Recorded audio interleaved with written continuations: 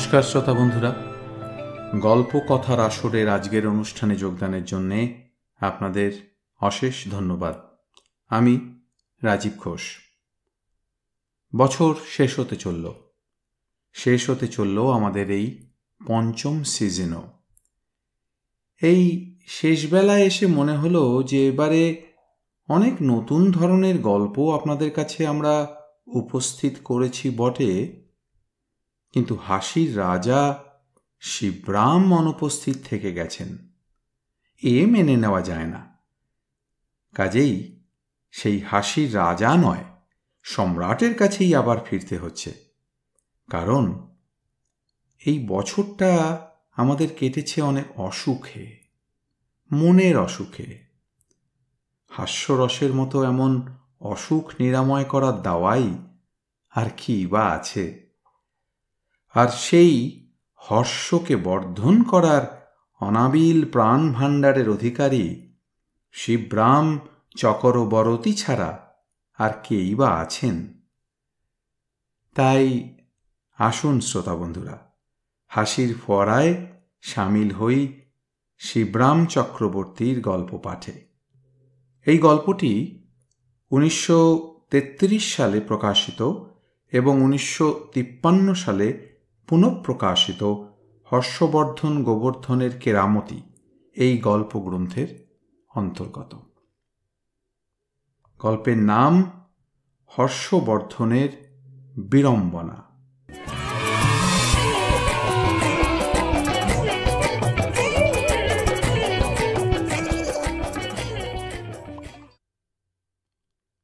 বাড়ি ফিরেই হর্ষবর্ধন গোবরাকে ডেকে বললেন, এইমাত্র একটা স্কাউ বয়েটের সঙ্গে ভাব হলো। স্কাউ বয়েট? সে আবার কি? স্কাউ বয়েট তাও জানিস নে? এই যারা পরের উপকার করে বেড়ায় তারাই হলো স্কাউ বয়েট। স্কাউ বয়েট? ভারী অদ্ভুত নাম তো। গোবর্ধন বিস্মিত হয়ে প্রশ্ন করে, কথাটার মানে কি দাদা? মানে মানে আর এমন শক্ত কি? ইংরেজি কথার যা মানে হয় তাই। স্কাউ মানে হলো গে গরু, আর বয়েট বয়েট মানে। গোবর্ধন এবার নিজের মধ্যে খোঁজাখুঁজি লাগায়। বয়েট মানে বয়াটে নয় তো? বয়াটে? বয়াটে গরু? তার মানে? হর্ষবর্ধন বেশ একটু অবাক হন। গরু আবার বয়াটে কি? মানে অর্থাৎ যেসব গরু একেবারে বয়ে গেছে। গোবর্ধন বাতলে দেয়, 12টা বেজে গেছে যাদের। তা তো বুঝলাম, হর্ষবর্ধন বলেন, কিন্তু গরু কেন হতে যাবে ছোট্ট একটা ছেলে? একসঙ্গে একটা ট্রামে এলাম এতক্ষণ, দিব্যি খাকি রঙের হাফ প্যান্ট, খাসা পোশাক পরে গলায় রুমাল জড়িয়ে পরের উপকার করতে বেরিয়েছে, কিন্তু ছেলেটা যে স্কাউ বয়েট তা আমি টের পাইনি। কি করে পাবো? একটা ছেলে পাশে বসে চলেছে এই জানি, জানলাম ঢের পরে, যখন মরতে মরতে বেঁচে গেছি তখন। আরেকটু হলেই ট্রামে কাটা পড়ে গেছিলাম আর কি। সেই কাউবয়েট ছেলেটি তো বাঁচিয়ে দিলে। মানুষের উপকার করা ওদের নিয়ম কি না? বাবা, সত্যি ভারী উপকারী তো ছেলেটা, আর সব ছেলের মতো নয় তো। যা বলেছিস, আমি তাই ঠিক করেছি, আমিও একটা স্কাউ বয়েট হব। যাকে পাবো যাদের পাকড়াতে পারবো তাদের উপকার করে দেবই। তুই কি বলিস? স্কাউবয়েটের পোশাক তো চাই। পোশাক কই তোমার? না, সে পোশাক আমার পোষাবে না। মার্কা মারা স্কাউবয়েট নাই বা হলাম, এমনি লোকের উপকার করা যায় না? ধরে মেদে করা যায় না? কি করলে কি ক্ষতি? পরদিন সকালে ঘুম থেকে উঠেই হর্ষবর্ধনের টনক নড়ল। আগের দিনের প্রতিজ্ঞার কথা মনে পড়ে গেল তাঁর। হ্যাঁ, আজই তো। আজ থেকেই আমি পরের উপকারে লাগব। বেকার জীবন কোনো কাজের না। যা পেলেই কারু না কারু, কিছু না কিছু, একটা না একটা উপকার আমি করতেই হবে, নইলে জীবন ধারণী বৃথা। হঠাৎ হর্ষবর্ধনের খেয়াল হলো, আচ্ছা, বাড়ি থেকে আরম্ভ করলে কেমন হয়? গোবর্ধন থেকেই শুরু করলে মন্দ কি? নিজের ভাইকেই প্রথমে পর বিবেচনা করে পরোপকারের হাতেখড়ি হোক না কেন? তারপর পরের ভাইরা তো পড়েই আছে, খুশি মতো করলেই হলো। হর্ষবর্ধন হাতের পাঁচ ধরেই আগে টান মারেন। গোবরা রে, এই গোবরা, আরে গেল কোথায় হতভাগা? আশ্চর্য, তিনি উপকার করবেন হাত ধুয়ে বসে আছেন, অথচ যার উপকার হবে তারই কিনা পাত্তা নেই। দেখো দেখি কাণ্ড। হাঁক ডাক পড়তেই গোবরা এসে হাজির। এই সকালে এত ডাক পাড়াপাড়ি কিসের শুনি? আমি ভাবছি তোর একটা উপকার করলে কেমন হয়? দাদার গুরুগম্ভীর মুখ থেকে বেরোয়, আমার আবার কি উপকার করবে? গোবরা আকাশ থেকে পড়ে, আমার কেন? এবং খুব ভীতও হয়। করতে হয়, তুই বুঝিস নে। যা, এখন একটা চেলা কাঠ নিয়ে আয়, আগে নিয়ে আয় বলছি। চেলা কাঠ কি হবে? আরও অবাক হয় গোবরা। আনলেই টের পাবি। দুর্বহ দায়িত্বের মোট মাথায় করে হর্ষবর্ধনের সারা মুখ তখন গুমোট। হাতে নাতেই দেখিয়ে দেব। চেলা কাঠটা হাতিয়ে নিয়ে দাদা বলেন, আচ্ছা, তোকে যদি আজ থেকে কেবল পিঠে করে বয়ে নিয়ে বেড়াই, সেটা কি খুব উপকার হবে না? আমাকে পিঠে কেন? কেন কেন পিঠে কেন? বা, চলতে ফিরতে তোকে তাহলে বেগ পেতে হয় না? হাঁটা চলায় কত না কষ্ট তোর। তার বদলে কেউ যদি তোকে কাঁধে করে বয়ে নিয়ে বেড়ায় তো মন্দ কি? গোবর্ধন ব্যাপারটা হৃদয়ঙ্গম করবার চেষ্টা করে। বলতে পারি না, তা হয়তো একরকম মজাই হবে। তাই ভাবছি আজ থেকে তোকে পিঠে করে বয়ে নিয়ে বেড়াবো। দিন রাত তুই আমার পিঠে পিঠেই থাকবি। বড় বড় দেবতার যেমন পীঠস্থান থাকে, তেমনি আমার পীঠস্থানে তোকে প্রতিষ্ঠা করব। কেমন? এতখানি দেবত্বের প্রলোভনও গোবর্ধনকে প্রলুব্ধ করতে পারে না। সে আপত্তির সুর তোলে, কিন্তু সেটা কি খুব ভালো হবে? কেন হবে না? তোর উপকার হবে, তোর ভালো করা হবে, অথচ ভালো হবে না, সে কেমন কথা? একটু আধটু মাঝে সাঝে চাপতে পেলে মন্দ হয় না, কিন্তু দিন রাত। তথাপি গোবর্ধনের কিন্তু কিন্তু যায় না। তাহলে আর কি, তাহলে আগে তোকে খোঁড়া হতে হয়, এই যা। পাওয়ালা কাউকে তো পিঠে বয়ে বেড়ানো ভালো দেখায় না, মানায়ও না তেমন। সেটা আর কি এমন উপকার করা হলো? খোঁড়া মানুষকে যে পিঠে তুলে নেয়, সেই তো যথার্থ দয়ার্দ্র, সত্যিকারের উপকারী, সেই তো। সে কথা ঠিক দাদা, গোবর্ধন সায় দেয়। আমার চেয়ে বরং কোনো একটা খোঁড়াকে। আরে তাই তো কাঠটা আনিয়েছি, আগে তোর পাটা ভাঙি, খোঁড়া করি, তারপর তো। এই বলে যেই না হর্ষবর্ধন চেলাকাঠ সহ গোবর্ধনের প্রতি নিজেকে পরিচালিত করেছেন, গোবর্ধন কি করে বলা যায় না, এক মুহূর্তেই সমস্ত রহস্যটা যেন সহজে বুঝে নেয়। অপদস্থ হবার অনির্বচনীয় একটা আশঙ্কা তার ভেতরে সংক্রামিত হয়, অকস্মাৎ তাকে ভয়ানক বিচলিত করে তোলে।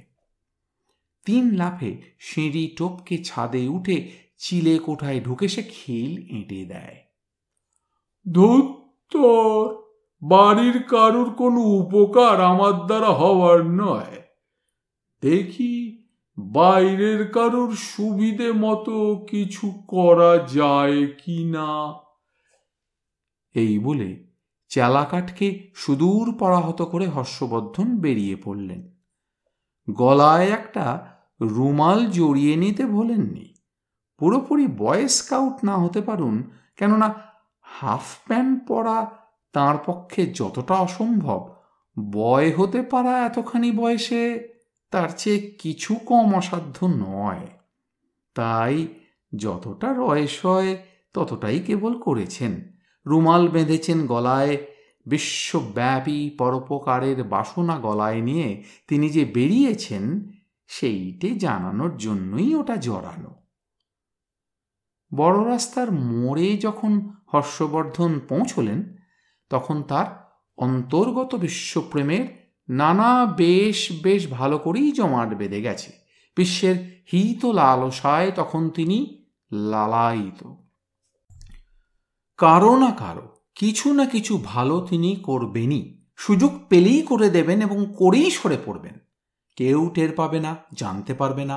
খবরের কাগজে বিজ্ঞাপনের জয়ঢাক বাজিয়ে তা জাহির করা হবে না। নামের জন্য নয়, লাভের জন্য নয়, নিঃস্বার্থভাবে পরের আর নিঃস্বের উপকার। খুব বেশি না হোক, একটু একজনেরও অন্তত একটাই যথেষ্ট আজ। হ্যাঁ, একটাই বা কম কি? আজ একটা ভালো কাজ, কাল হয়তো আরেকটা, পরশু আবার আরেকটা। এইভাবে বারবার এমনি করতে করতেই ভালো কাজ করার অভ্যেস হয়ে যাবে, পদভ্যাসে দাঁড়িয়ে যাবে শেষটায়। এই করে করেই তো মানুষ উন্নতির পথে অগ্রসর হয়। ভাবতে ভাবতে হর্ষবর্ধন একটা ফাঁকা ট্রাম দেখে উঠে পড়েন। গালিফ স্ট্রিটের মোড়ে গাড়ি ধর্মতলা ঘুরে যাবে। এসপ্ল্যানেড পৌঁছতেই প্যাসেঞ্জার ভরে ওঠে। হর্ষবর্ধন ভাবনায় ভাবিত হতে থাকেন। কত কি ভাবনা! বাস্তবিক পরের উপকার করা কি দুঃসাধ্য ব্যাপার! কখন, কোথায়, কার উপকার করবেন, কি কি করেই বা করবেন, ফাঁক কই করবার? হঠাৎ তিনি চোখ তুলে দেখেন তাঁর সামনের সিটে হাতখানেকের মধ্যেই একটা বয়স্ক মেয়ে কখন এসে বসেছে। তা কোলে ছোট্ট একটি শিশু। মেয়েটির রোগা লম্বা মুখ, পরিচ্ছন্ন হলেও কাপড় চোপড়ে পরিষ্কার দারিদ্র্যের ছাপ। জীবন সংগ্রামে ও যে নাজেহাল হয়ে পড়েছে, সেটা বেশ বোঝা যায়। দেখাবা মাত্রই হর্ষবর্ধনের হৃদয় বিগলিত হতে থাকে। এই তো তাঁর সুযোগ, সুযোগ বলতে গেলে সুযোগই। মেয়েটির কবজি থেকে ময়লা একটি হাত ব্যাগ ঝুলছে। ব্যাগের মুখ খোলা। হর্ষবর্ধন তা লক্ষ্য করেন। ব্যাগের ওই অর্ধদয় যোগে একটা আধুলি কিংবা একটা টাকাই হোক অনায়াসে অজ্ঞাতসারে তিনি ফেলে দিতে পারেন। বাড়ি ফিরে মেয়েটি কি আহ্লাদিতই না হবে? তাহলে অপ্রত্যাশিত অর্থের মুখ দেখে কি আনন্দই না হবে ওর। না, টাকা নয়, 5 টাকার একটা নোট তিনি গলিয়ে দেবেন। অচেনা উপকারের কথা ভেবে কি উদ্ভাসিতই না হয়ে উঠবে মেয়েটি। নিজে ভেবে নিজের মনেই পুলকিত হতে থাকেন হর্ষবর্ধন। 5 টাকার একটা নোট করতলগত করে আস্তে আস্তে তিনি সামনের দিকে ঝোঁকেন। উপকার করবার দুঃসাহসে তার বুক দূর দূর করতে থাকে। তাক বুঝে ফাঁক গলিয়ে ফেলতে যাবেন এমন সময় একটা কান ফাটানো গলা খনখন করে উঠল, লোকটা আপনার পকেট মারছে। পাশের আসনের এক ব্যক্তি উত্তেজিত হয়ে তাঁর দিকে আঙুল বাড়িয়ে রয়েছে। মেয়েটি আর্তনাদ করে ব্যাগ সামলে নেয়। কোলের ছেলেটা কোকিয়ে ওঠে। কন্ডাক্টর টিং টিং করে ঘণ্টা বাজিয়ে দেয়, বিপদ সূচক ঘণ্টা। ট্রামের প্রত্যেকে হর্ষবর্ধনের দিকে তাকায়। হর্ষবর্ধন সঙ্গে সঙ্গে হাত টেনে নেন এবং নিজের পকেটে পুরে দেন। বোকার মতন কাজ করেন। অবশেষে সারা গাড়িতে হইচই পড়ে যায়। সবাই কথা বলতে থাকে। কেবল একজন অতি বলিষ্ঠ লোক বিনা বাক্য ব্যয়ে দৃঢ় মুষ্টিতে হর্ষবর্ধনের হাত চেপে ধরে। তারপর শান্ত কণ্ঠে জিজ্ঞেস করে, দেখুন তো আপনার ব্যাগ থেকে কিছু সরাতে পেরেছে কিনা। ট্রাম থেমে যায়। হর্ষবর্ধন আমতা আমতা করেন, আমি বলছি আমি কিন্তু সেরকম কিছু না। কিন্তু কি করে তিনি খোলসা করবেন যে ঠিক উল্টোটাই তিনি করতে যাচ্ছিলেন? গাড়ির একজনও কি তার কথায় বিশ্বাস করবে? তার ওই নোট গলানোর কথায়? না, কিছু নিতে পারেনি। মেয়েটি গজগজ করে। বেচারার পোড়া বরাত। 4টে সিকি আর 2টো পয়সা ছিল মোটে, তাই রয়েছে। কিছু নিতে পারেনি। আপনি কি ওকে পুলিশে দিতে চান? কন্ডাক্টর শুধোয়। চুরি তো করতে পারেনি, তবে আর পুলিশে দিয়ে কি হবে? চুরি না। হর্ষবর্ধনের অর্ধস্ফুট গলা থেকে বেরোয়, আমি আমি আমি ধিক ধিক, মেয়ে ছেলের পকেট মারতে গেছে। গলায় দড়ি দাও গে। কেন, আমাদের কি পকেট ছিল না? না পকেটে কিছু ছিল না আমাদের? হ্যাঁ, দাও ওকে ড্রাম থেকে ফেলে দূর করে দাও। ইত্যাদি নানান কণ্ঠ থেকে নানাবিধ বক্তব্য প্রকাশ হতে থাকল। কন্ডাক্টরের সময় বয়ে যাচ্ছিল, ধৈর্যও যায়। তাই সে হর্ষবর্ধনকে তাড়া লাগায়, এই নেমে যাও গাড়ি থেকে। এর উপরে আপিল চলে না। ট্রাম থেকে হর্ষবর্ধন নেমে গেলেন আস্তে আস্তে। প্রথম পরহিত চেষ্টার এই বিপরীত ফল দেখে তার মেজাজ তখন খিঁচড়ে গেছে। তিনি বেশ ঘা খেয়েছেন এবং দোলে দুমড়ে হতাশ হয়ে গেছেন। উৎসাহের অনেকখানি তার উপে গেছে তখন। কিন্তু ভেবে দেখলে পরহিতকারীদের পথ চিরদিনই কি এমনই অপ্রশস্ত এহেন ক্ষুরোধার নয়? এই রকমই কণ্টকাকীর্ণ নয় কি?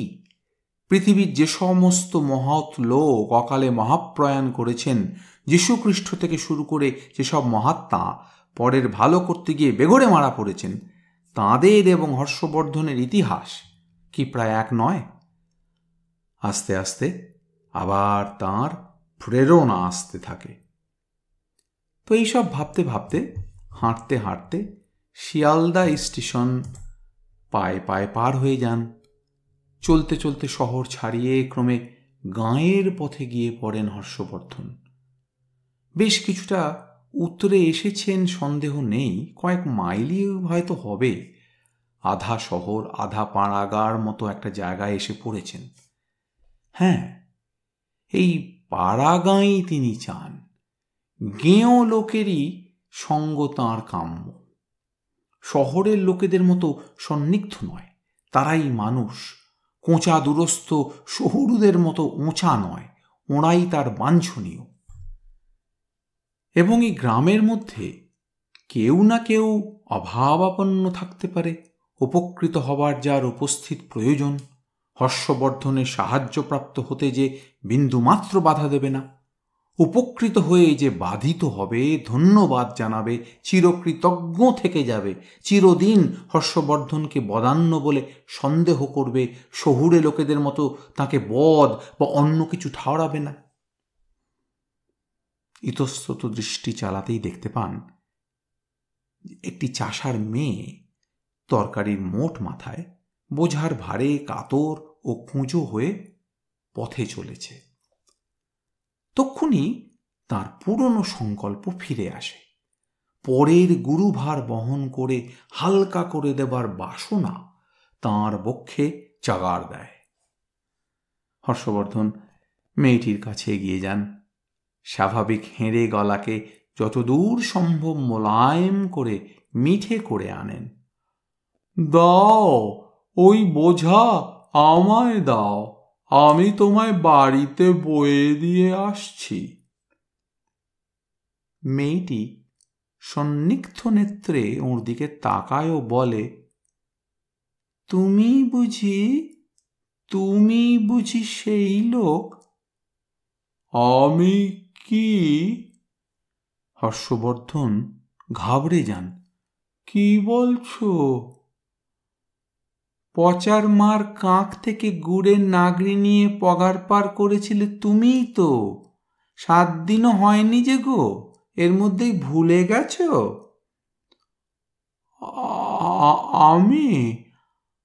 আমি কেন পালাবো?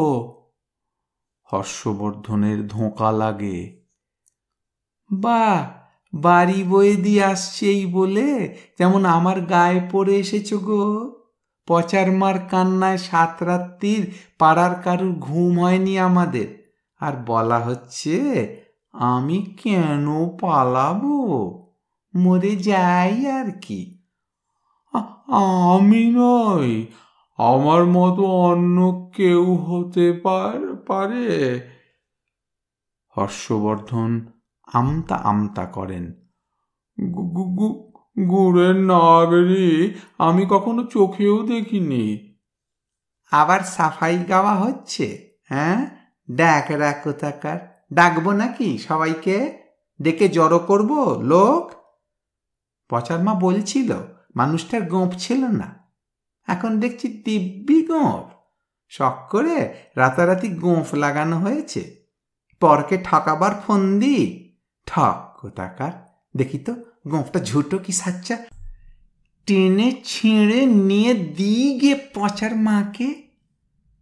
এই বলে সেই চাষার মেয়ে স্বহস্তে মাথার মোট অবলীলাক্রমে মাটিতে নামিয়ে রেখে তার চেয়ে আরও বেশি অবলীলাক্রমে হর্ষবর্ধনের গোঁফের দিকে অগ্রসর হয়।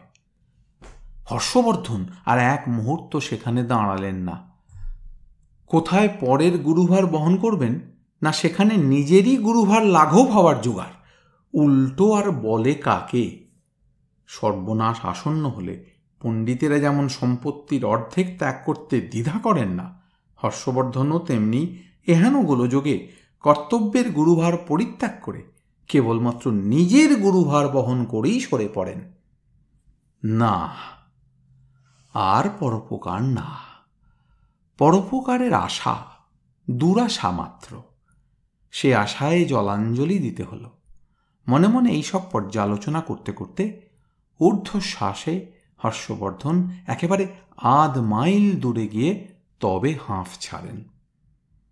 না, প্রাণান্ত করলেন, নানাভাবেই চেষ্টা করে দেখলেন আর কিভাবে পরের উপকার তিনি করতে পারেন।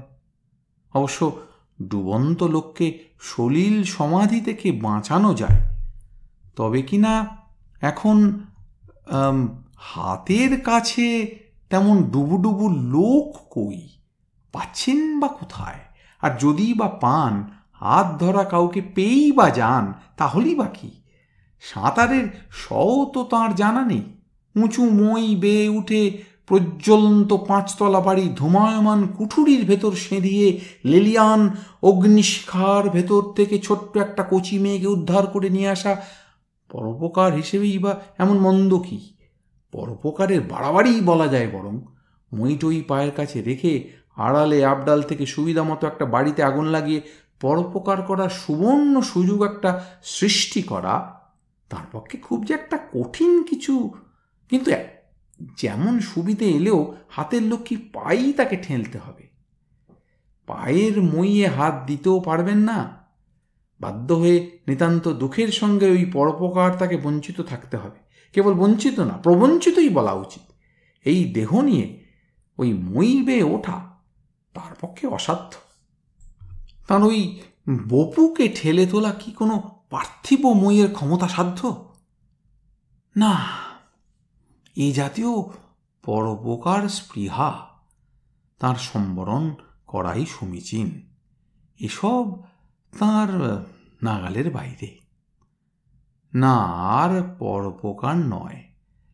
কাল থেকে ফের তিনি মাছের ঝোল ভাতে ফিরে যাবেন। চির পুরাতন সেই সাবেক জীবনে প্রত্যাবর্তন করবেন। পৃথিবী পড়ে পড়ে পচুক, মানুষরা সব গোল্লায় যাক, তাঁর বিন্দুমাত্র মাথা ব্যথা নেই। ফিরেও তাকাবেন না তিনি। পরোপকারের জন্যে প্রাণ দিতেও তিনি প্রস্তুত ছিলেন, কিন্তু তার বেশি, প্রাণ দানেরও বেশি এগুতে তিনি অপারক। কিছুতেই তিনি গোঁফ বিসর্জন দিতে পারবেন না। প্রাণান্ত হতে সক্ষম হলেও গোঁফান্ত সে হতে তিনি একান্তই নারাজ। তাতে কারো পরোপকার হলো চাই না হলো।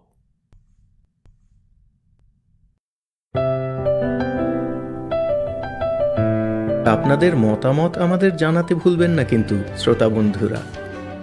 আমাদের ওয়েবসাইট golpokothar.org